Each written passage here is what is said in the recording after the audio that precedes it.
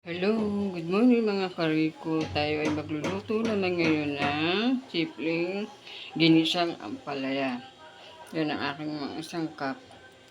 Siyempre may bawang, sibuyas, may konting karning ng baboy, and then ampalaya, itlog, paminta, asin.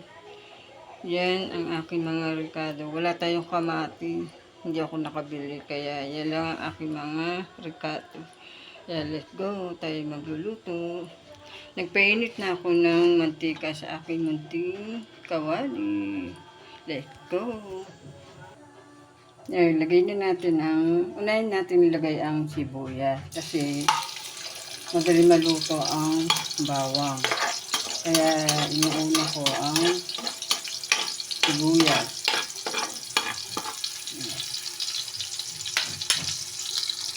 Yan, sunod naman natin ang bawang. Yan. Ayaw din ng mga bata ng bawang sibuyas. Kaya minsan talagang konti lang nilalagay ko.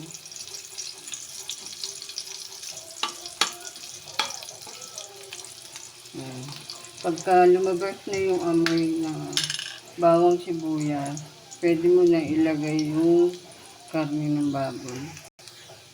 Yan. Lagay na natin yung karne ng baboy.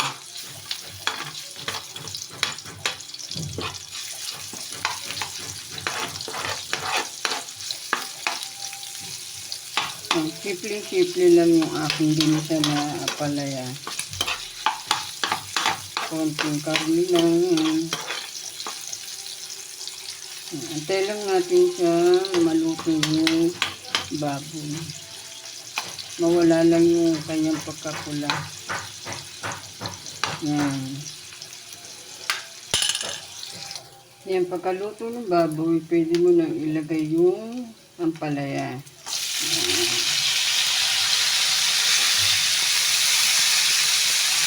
Yan kasi yung ham cook o luluto yung maigi yung ampalaya. Ako kasi konti luto lang. Kaya nagkailangan ko kasi yung pait ng ampalaya.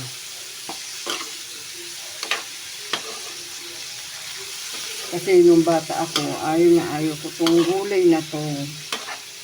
Kaya nung nagkaedad na ako, yan, napilitan ako kumain ng ampalaya. Kaya sa mga bata dyan na hindi mahilig sa ampalaya, yan, pag kayo tumanda na, hindi nyo maiisip, ang mga gulay ay kailangan ng katawan natin.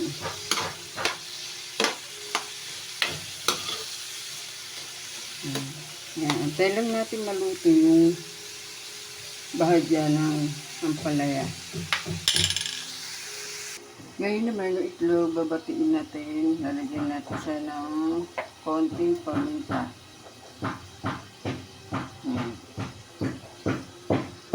Kaasin.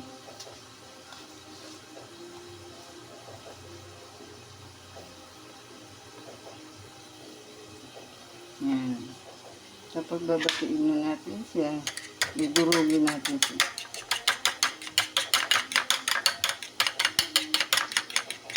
Para pagkaluto yung ampalaya, ilalagay na natin siya.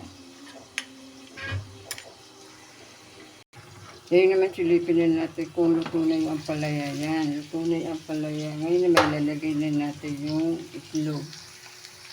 Yan, ilagay na natin yung itlog. Kalat lang natin. Yan. Yan. Yan. Diba? Tapos, galaw-galawin nyo lang kung ito yung yung itlog. Pero kung ito nyo naman buo yan, huwag nyo lang galawin, takpan nyo lang. Ako kasi ginagalaw ko yan para kumapit yung itlog sa ampalaya. Yummy. Yummy.